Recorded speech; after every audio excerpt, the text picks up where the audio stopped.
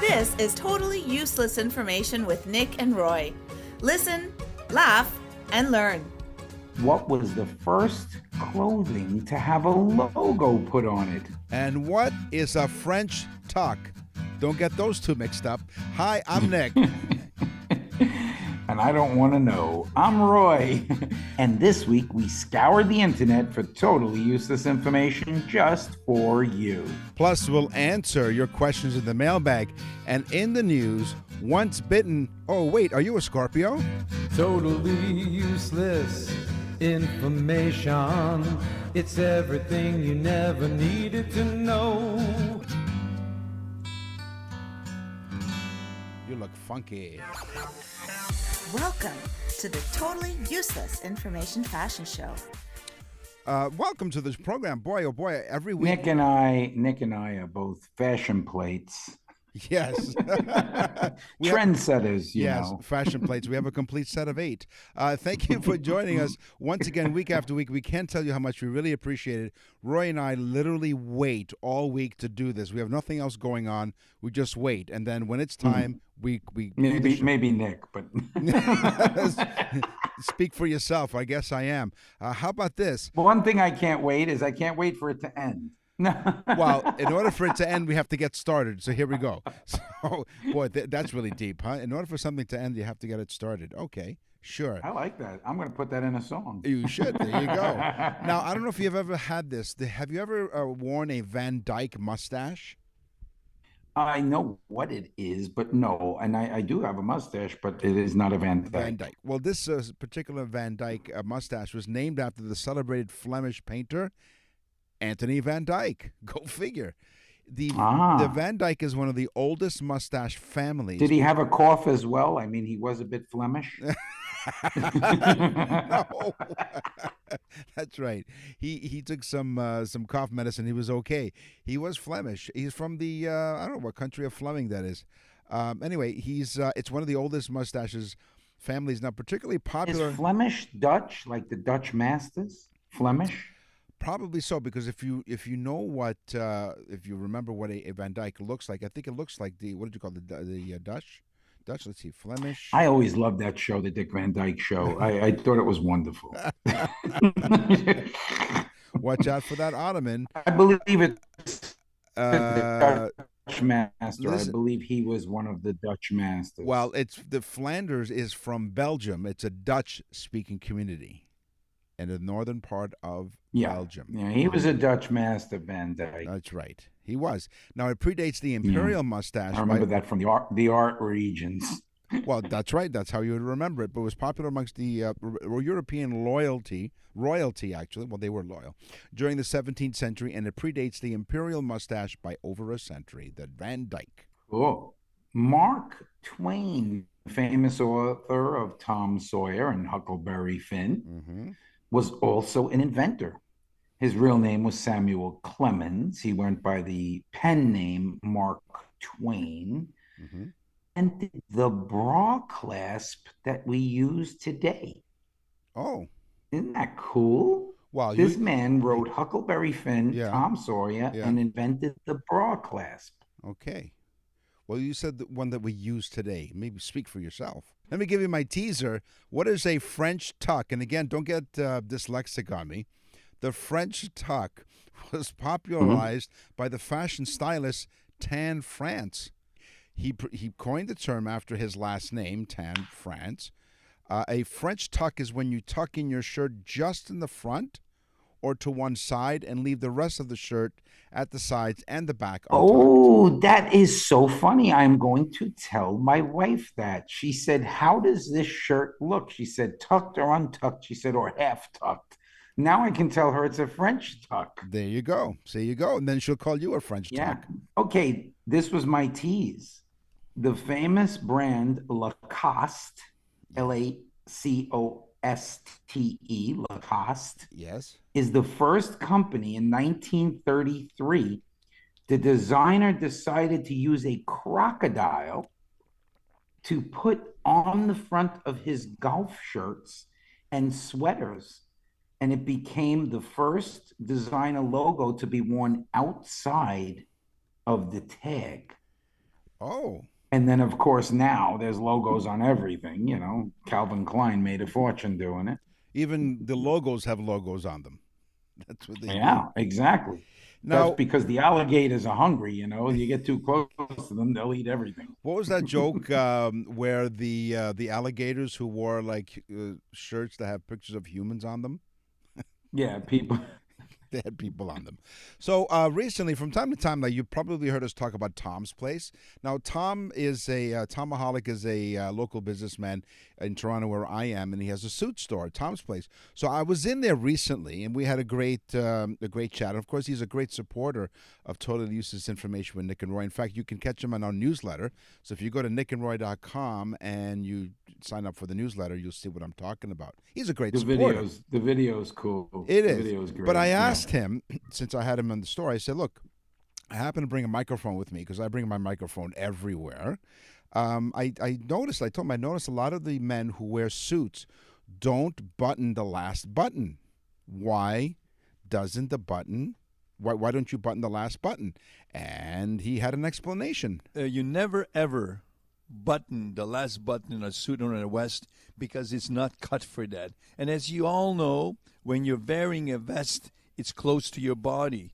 And you always weigh more than you think you do. So your stomach is in the way. So never, ever close the last button on your vest. And another thing, when you try on a sport jacket or a suit, I see people doing the last button, but the garment is not cut for you to close the last button. It's only there as a decoration to enhance the look of the garment. Never close it. Always leave it open. If you want to close your middle button on a two-button suit, it's fine. Normally, the sport jackets, I don't even bother doing it up because they're always a little bit tight on me. I like to wear my clothes just a touch on the snug side. It looks trimmer. He's right. And I wear suit jackets all the time. And you don't button the last button. I button the last button. You do? I do. And I'll tell you why. Because I never sit down. But if you sit down, you can't have both buttons buttoned. You will blow that button off. I don't care if you're skinny or bigger. It doesn't matter how tight. It's not made, like he said, the garment is not made to do that. A lot of people unbutton it before they sit down, even the middle button. But you can sit with the middle button on a jacket. But if you have both done, you can't. The only reason I do it is because I'm constantly moving around and I really don't want the jacket opened or moving around. So it just makes me feel more comfortable. But honestly, he's 100% right. Etiquette says middle button only. Well, the thing is, when Roy's talking about he's walking around and stuff, he not only does he entertain us here on Totally Useless Information with Nick and Roy, but if you're in the southwest part of Florida, you can check him out while he sings and he croons, and you can watch him with his jacket open, just like that, as he said. Yeah, sometimes the jacket flies open and you'll get to see the French tuck. Go to musicbyroy.com and you see what we're talking about. Queen Elizabeth I was such a fan of hats that every woman in the kingdom that was seen in public without a hat on Sundays or major holidays was ridiculed and given a huge fine. So they had to wear hats. I like that. That's right. Mm-hmm. And I think she knew every single one of them. There's so many hats. My gosh, she was one incredible lady. Whether or not she did a lot of things. She wore a lot of hats. She did. I mean, look, that's right. Whether you're a fan of the royalty or not, I mean, she was just that kind of very special person. Now, one last thing I asked Tom about was I also noticed that some men wear cuffs on their pants. So I asked him, hey, man, what up with the cuffs on the pants? Well, I can tell you, I put cuffs on all of my pants. I love cuffs. I'm quite tall, and if there's enough fabric, I will put a cuff on. Duke of Windsor always wore a cuff on his pants. Always. Even he put cuffs on his tuxedos. During the war, the Duke ordered a tuxedo in Savile Row with cuffs on his pants, and they couldn't do the trouser for him because during the war they were rationing cloth. And in England there was a law where no tailor can put a cuff on a pair of pants. Wow. So what they had to do, the tailor shop in Savile Row made the jacket, but they had to do his trousers in the United States. So please remember, cuffs are never out of style. Mm. So, I agree. I love cuff pants. You can't find them much. You have to have them tailored, but they do look more formal. Well, according to Tom, he said that the Duke had to send his pants to New York, which means he was walking around England without pants for the longest time. I cuff my boxer shorts. It makes me sing higher. Yeah, now singing soprano. I got a really good one. Dyeing of hair became very fashionable in the ancient times, like Egyptian times, especially the color black, jet black hair. Yeah. What stopped most women from doing it was not the money. It was the fact that 8 out of 10 women would lose their hair because the chemical compounds would burn their hair off their head. Oh. So it was very, very, you had to go to the right person. Otherwise, you were going to probably lose your hair. So dyeing hair has been around since the ancient times. It just has gotten a lot better. You could burn your hair right off. Right, Nick? Oh, I'm sorry. You were talking to me. Yeah, you know what? Every once in a while, when you talk about hair, like I just lose concentration because I haven't had to deal with hair since, 1982. Nick and Roy will continue with totally useless information. Totally useless information with Nick and Roy continues. Listen, laugh, and learn. Hey, you're listening to Totally Useless Information with Nick and Roy. Thank you very much. 73 countries around the world. And we have some exciting news that we're going to tell you maybe next episode. But we're going to expand, not just our pants. I want to say thanks, too, for Tom for doing those totally useless bits for us. They were pretty useful. They were. And so I told him I have to apologize to the audience for being useful. But you know what? He's fantastic. Like I said, he's a great supporter of the show, and he's just a great guy. But if you're in the Toronto area, not that I want to make this sound like a commercial, but go to Tom's place, 190 Baldwin Street in the heart of the Kensington Market. See, I interrupt you all the time, Nick, and I'm sorry. So what was your big news? I mean, everybody wants to know, what was the big news? Well, here's the thing. So we are on coast to coast to coast in Canada, of course. We've been telling you for many, many months now, and that is on the iHeartRadio Talk Network. But we're going to expand our radio footprint. That's all I can say right now legally. So we'll let you know when, so stay tuned to Totally Useless Information with Nick and Roy. Wall Street, Bay Street, NASDAQ, Hang Seng, loonies, toonies, dollars, and yens. This is On the Money with Nick and Roy. All right. The U.S. Currency Department did tests and found that the U.S. paper banknote can be folded. How many times do you think, Nick? The banknote? 50 off the top of my head. 4,000 times. Wow. before it even shows where. Oh. That's a durable piece of paper, I'll tell you. So what I want to know is, how much time did the person who found this out, how much time did they have in their hands? Because they're like, after 3,000, nope, I can go some more. No, it was the U.S. Department of Currency, so they probably spent like $1 billion to figure this out. Of course. I mean it. You know, you're right, it is scary. Well, I remember one of the facts on the show, we talked about how it costs, I think, 2.5 cents to manufacture a 1 cent penny or something like that. Yeah, a penny. Penny costs more than what it's worth. 1 cent. That's a real good move, isn't it? It is. Now, speaking of U.S. currency, now, I took some interest in U.S. currency because I used to live in the United States, in New York with Roy. But, no, I didn't. Nick says I took some interest in U.S. currency. I like money. That's I right. like to spend it. Remember the movie The Wedding Singer? Oh, yeah. I love money. So this one I call keeping an eye out for you. So now if you look at the $1 bill, there's a pyramid there with the eye at the top that appears actually at the back of the U.S. dollar. Isn't that Masonic? I don't know what her name is, but anyway, the U.S. Treasury Office gets the question quite often as to, what is it? So here's the answer. So the pyramid is part of the Great Seal of the United States. The Great Seal was first used in the reverse of the $1 Federal Reserve note in 1935. And according to the State Department, which is the official keeper of the seal, they fed it fish, the pyramid symbolizes strength and durability.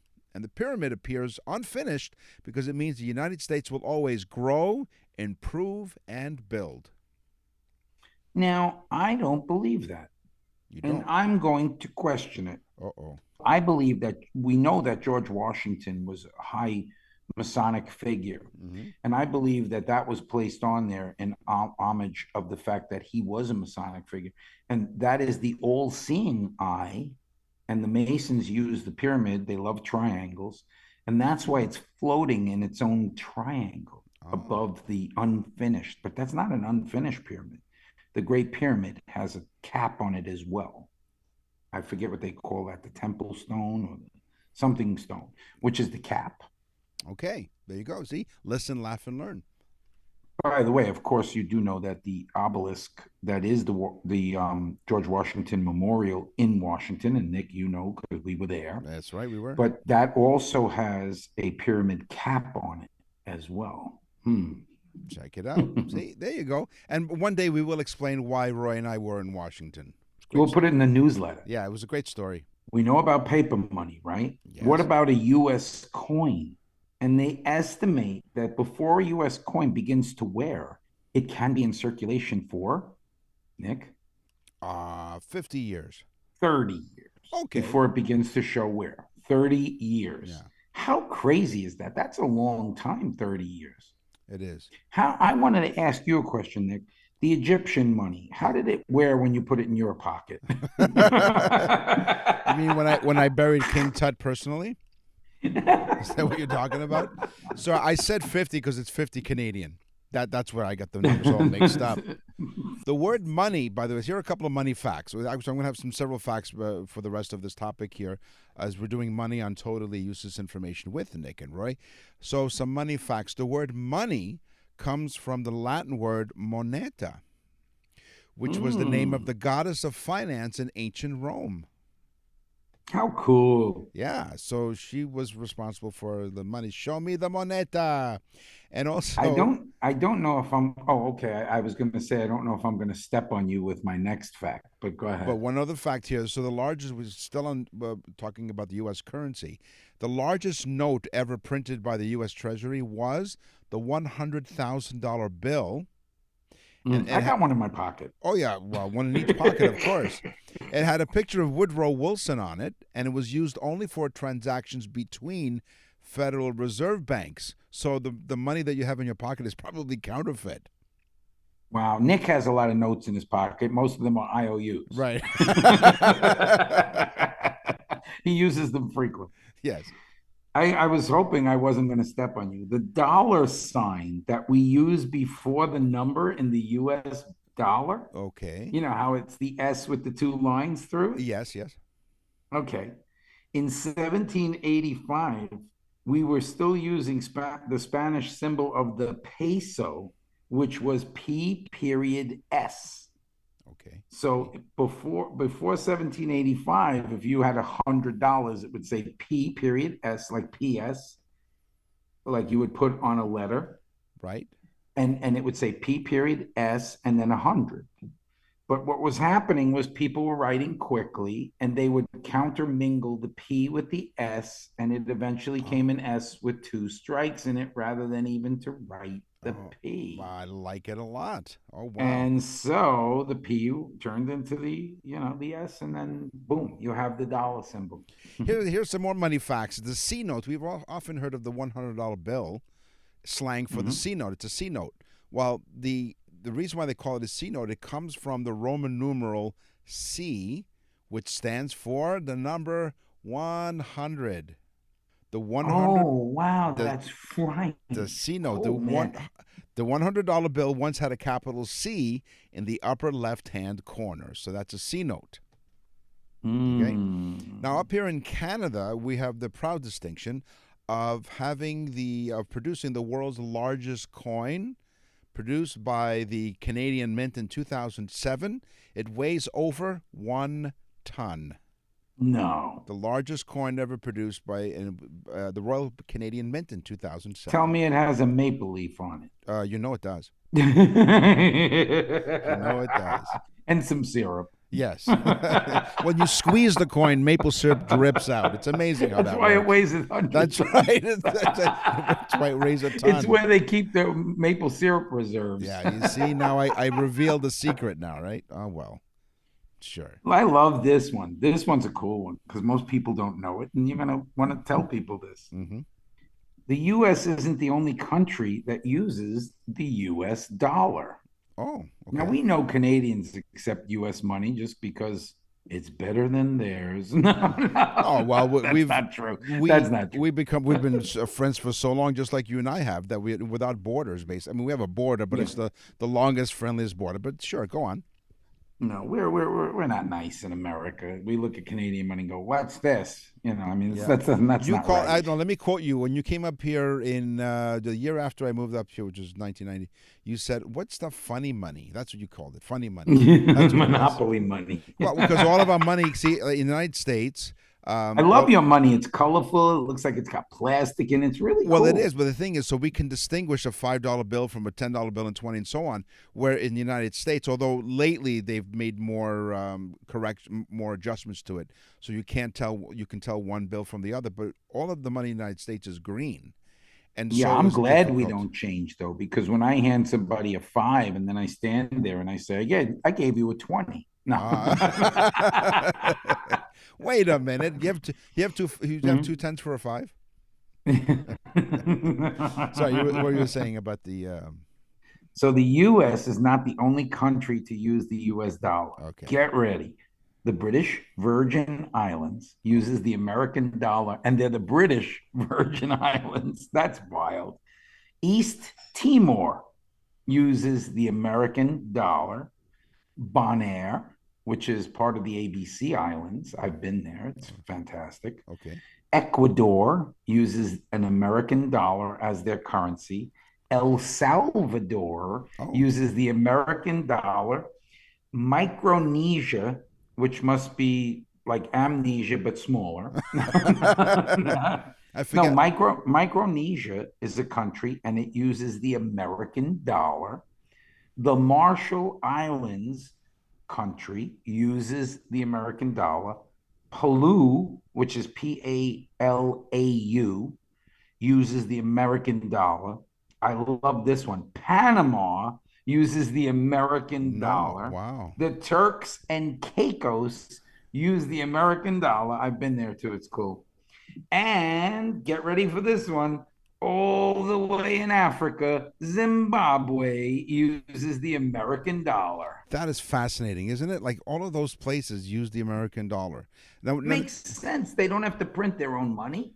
It's a reliable currency. It makes sense. So you're not talking about countries that accept American dollars like Canada? No, they actually use the American dollar as their currency. Got it. Nick and Roy will continue with totally useless information. We're back with totally useless information with Nick and Roy. Listen, laugh, and learn. A couple of last money facts from me. The first ATM, we all use ATMs from time to time. Mm-hmm. It's quite convenient. And the first one was installed in London in 1967. Because the 100 bill has a picture of the Benjamin Franklin on it, it's also called the Benjamin. So not only a C note is 100, but you can also call it a Benjamin. Step right up here. Step right up, folks. Don't be shy. Move it. Totally useless information with Nick and Roy present Games People Play. I love how she says that. Move it. And so we both you and I on Zoom, we sit at attention because we're kind of like, all right, we're relaxing, we're having a good time recording the show, and then as soon as she says, move it, we're at attention. So we're ready to go. I love talking to people and I'm on the phone and they'll say, "Oh, well, I got to check into." I'm like, take your time, but you done? So the first video game ever was Pong, was it? What do you think? I would think it's Battleship. No, it was Pong. Well, it was Pong. People thought it was Pong, but it was tennis for two. Pong. Oh, I heard this story. This was a big battle. Go ahead. Go The ahead. game Yeah. everyone thinks started it all, but no, it was actually, quote, tennis for two, developed in 1958 by physicist William Higginbotham. It displayed on an oscilloscope screen. This game was the star of the Brookhaven National Laboratory open house, so Pong can pong off its tennis for two. I think he sold it to ColecoVision, and then ColecoVision went out of business, and the guy from Atari stole the idea and called it Pong. There's a movie about it or something. It's pretty interesting, and he gets sued years later, and there's a whole big to-do about it. So, yeah, it's cool. Pong has really got an amazing story. Boop. Monopoly. Hold on, I'm playing it now. Boop. Yeah. Boop, boop. Boop. Remember that? Boop. Yeah. Boop. Boop, boop, Boop, boop. boop, Boop. boop, boop. Yeah. In fact, Nick's been doing that for years. We can't seem to stop him. In 2015, Monopoly turned 80. Wow. So in 2025, next year, Monopoly will be 90 years old. So Monopoly is actually older than Joe Biden. Who would have thought? Here's the thing. I don't know if it's still true, but I remember in one of our shows, like we really go out of our way. We do scour the internet, but we do as much research as we possibly can to make sure that most of our, all of our information is correct. But I believe at one time, if it isn't still happening, the Monopoly money was the most printed currency in all of the world. Yeah, it is. Okay. I think we had that on the show. Yeah. So my thing about Monopoly, if it's 90 years old, right? Yeah. My question is, what did Nick play before Monopoly? I played jacks. Now, there was a video. I played Jill. You sure did. In 1982, I believe it was, E.T. the movie was a huge hit for Steven Spielberg. Drew Barrymore was a little child star. She was amazing. What a great movie that was. And they thought, you know what? Since the movie was such a success, let's develop a video game. E.T. the video game. Well, guess what? The E.T. video game was not as successful. It was so horrendous that it led to thousands of unsold cartridges being buried in a New Mexico landfill. They went home. They did. The game, probably. The game was rushed to market in just 5 weeks to coincide with the movie's release. It didn't go well, obviously. So, yeah. So, thousands upon thousands of unsold E.T. video game cartridges were buried in a New Mexico landfill. Very much like E.T., I guess the video game people gave him the finger. Elliot, home. Yeah, and then when they realized that they developed such a bomb, they went, ouch. Ouch, Elliot. That was a stupid movie. Come on. I don't like any Spielberg movies. I'm sorry. Plus, there's a lot of reasons I don't like him, but we'll get into that another time. Okay. All right. The inventor of the game Cranium. Okay. Very, very big game. And I have two facts about Cranium. Okay. But the inventor of the game Cranium came up with the idea after he and his wife dominated another couple at the game Pictionary. They destroyed them at Pictionary. But the week after that, they played the same couple. They played the game Scrabble with them, and they got destroyed. So he said, we're great at Pictionary, but we're not really that good at Scrabble. So if I could combine these two games, it will be so interesting and it will be great. Mm-hmm. And he came up with the game Cranium. Very smart. He used his Cranium for that one. Very smart. Yeah. And I saw them and I threw a ET cartridge and hit him in the cranium. Ouch. Ouch. The longest I knew game. that was coming. I was waiting for it. Waiting for it, like waiting for a bus. I teed it up, and There you go, and hit it right out of the park. The longest gaming session led to a man's death. Yep. So our advice to all you gaming: get your hands off the joystick, so to speak. A Taiwanese man decided to play World of Warcraft for 24 hours straight, and he ended up dead. The cause? There was a blood clot from sitting too long. In his derriere. I don't know if he was. No, I don't know. I'm just saying that. I don't know if he was in Minnesota or not. And Nick is actually looking at. No. I'm just thinking. He's like, let's see exactly where. No. It reminded me one of the states that their state slogan is "Come smell our dairy air," the dairy state. So here's some advice from us. I know it's useful information. So you know what? Let me dust off this useful information. Do a little count. Kids, even gaming should come with a stand up and stretch warning. Yeah, so stand up and stretch. Very good, Nick. I think we should maybe speak to Congress about passing an act called the Stand Up and Stretch Act. Right, exactly. Okay, get ready here. Another cranium fact. Okay, the game Cranium was the first non-coffee product to be sold at Starbucks around the country. So the first non-coffee product that they sold, they used to put Cranium games on the table so that people would stick around and drink coffee. Good idea. And then they said, we might as well sell these because a lot of people are asking about them. It is the first non-coffee sold, and it also is the first game to be sold on Amazon, and it is the first game to be sold in Barnes & Noble.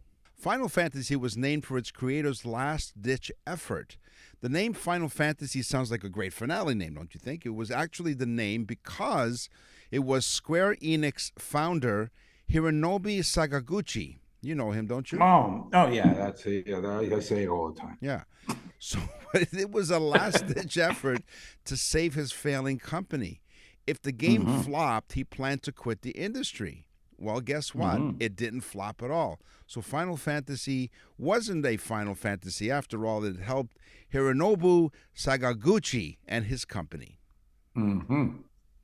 His poor wife. Why? I mean, that name.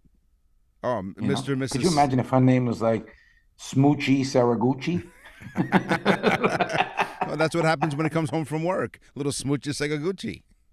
Have you ever played Jenga? Yes, I have. Yeah, and I've gone to bars where they have like the life-size Jenga. Oh, wow. It's like really, they're like 2x4s. You know? Okay. That's interesting. But it's really cool because it's a big Jenga set, you know? Wow. Awesome. Where do you think the name Jenga came from? Somebody's dog. Nope.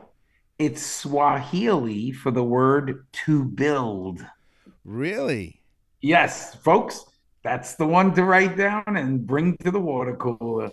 You know, the word Jenga, Swahili for the word to build. You know what I was thinking? I'm thinking out loud, and I've never told you this before, so I'm going to say it to you for the first time and to our audience. So, coming up in the fall, it'll be our 5th anniversary.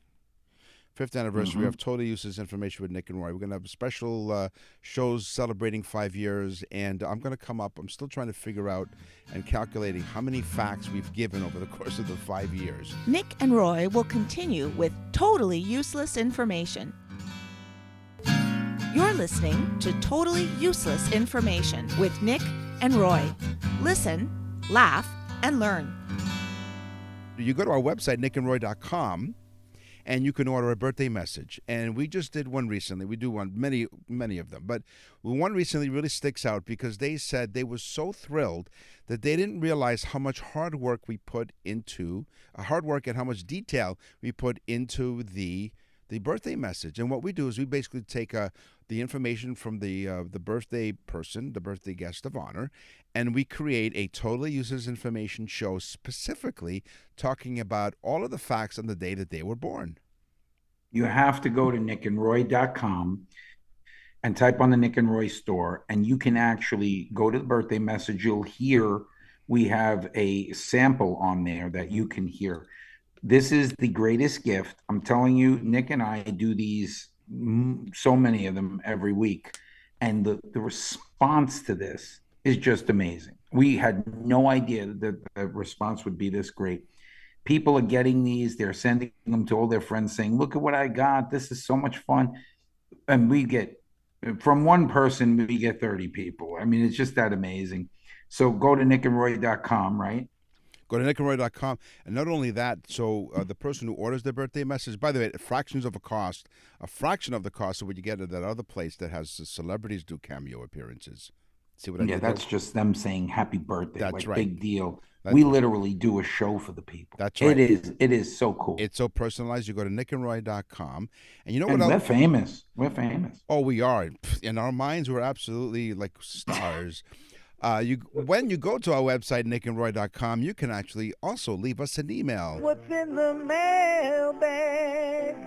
What's in the mail? We have William from Freeport, Long Island. Freeport, do you know where that is? Ooh, You know- I do know exactly where that is. How far yes. on the island is that? It's probably like, I think Freeport is like 61, 62 off the Long Island Expressway. I Like think halfway? it's before the Quorum exit. Is it like almost halfway down the island? Oh, yeah, it's halfway at Okay. least, yeah. Well, William, wherever you are, thank you very much for writing in. Dear Nick and Roy, we love listening to your show. You guys are really amazing. We don't understand how you can get all that totally useless information in one program. So we love listening to your show, but here's my question. So my daughter's boyfriend has graduated with a bachelor's degree. So what I wanted to know is, what is a bachelor's degree? And I'm thinking, that's a great question. Well, William, either your daughter's boyfriend will be a perpetual bachelor, so be careful. But the bachelor's degree, the word bachelor is derived from the medieval Latin word baccalaureus, was originally referred to someone... That's a salty fish, isn't it? No, that's bacala. Originally referred to someone of low rank in the feudal hierarchy. Over time, the meaning was extended to denote persons of subordinate position in other systems, including those holding a preliminary degree from a college or university.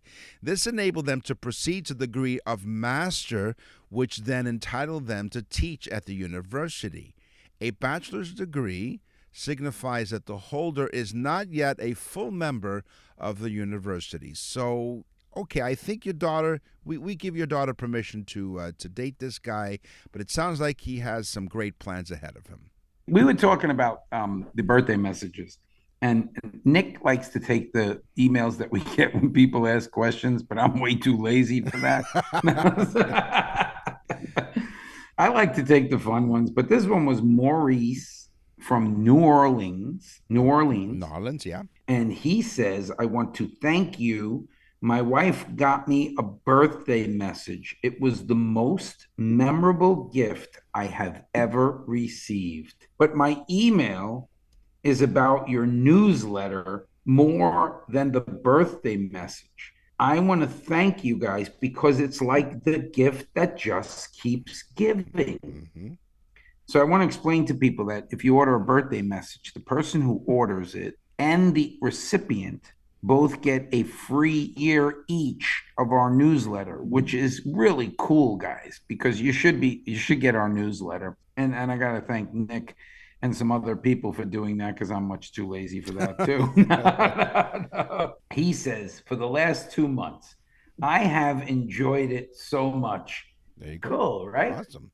Here's what's really cool. Today on the show, we talked about fashion. We talked about money. We talked about games. It's time for the news. And now, from around the corner and around the world, this is TUI News. A California man staying at a Las Vegas strip resort over the holiday season. A Las Vegas strip resort. Would that be where they take their clothes off? No. It's like the strip of I've never been. Like the Sunset Strip type Right, of yeah. situation. I've never been to okay. Vegas. Have you ever been to Vegas? I have been to Vegas. Oh, you have? It is not my cup of tea. Okay, well then have a coffee. This guy will never forget, this California man staying at a resort will never forget the holiday he had over the holiday season, but he's actually considering legal action against this resort. You know why? No, tell me. He had his testicles stung by a scorpion while he was asleep. Ooh, That's why. that's gotta hurt. Yeah, well, that's why. What was my teaser when I said? That's why I never bring the jewelry with me, the family jewels. Right. They must be protected at all times. Yeah, that's right. What was my at the beginning of the show and in the news? Once bitten. Wait, you're a Scorpio? That's what I meant. Okay. A very good pun. Nick. Thank you very much, Michael Farchi. So this guy gets his I guess it crawled into his space maybe while he was sleeping or something, yeah, here's what happened. he gets stung. He woke up in excruciating pain during his stay at the resort. He says, quote, "I just felt like somebody stabbing me in my private area. It felt like a sharp glass or knife." All the male audience members are squirming right now. And lo and behold, Did it swell up? That's what I want to know. we'll have to ask. Because if that works, I'll just sting my team. I went to the bathroom and I saw a scorpion hanging on my underwear. Oh, it was still in his pants. Afterward, the man and his family checked out early a day later because, you know. No. Yeah. You think? I would check out too. I'd be like, hey, we had a room for two and we had some scorpions. That's not what we intended. Well, according to the report, it was, quote, bitten. The victim was bitten by a scorpion on his groin/testicles around 8 a.m. They even know what time it happened. Yeah. The report. He probably said in his report, I came to Vegas to have a ball, not to have my ball bitten. That's right. He said he was diagnosed with when he went to the hospital, he was diagnosed, and this is how really brilliant they are down in the hospitals in Las Vegas. He was diagnosed with a scorpion sting. I understand it's very painful. A scorpion sting is very painful. And to have it happen in the old Saccaroni, oh no. Yikes. No. I would rather anywhere else other than there. Well, that's all the time we have for this week's episode of Totally Useless Information with Nick and Roy. Thank you for joining us. We will, of course, scour the internet and find out more totally useless information just for you. And until then, remember, we're back next week with another new episode. Until then, thanks for listening all over the world. I'm Nick. And I'm Roy. Thanks for listening. Totally Useless Information with Nick and Roy is a production of nickandroy.com. Visit nickandroy.com to access the full library of episodes or wherever you get your podcasts.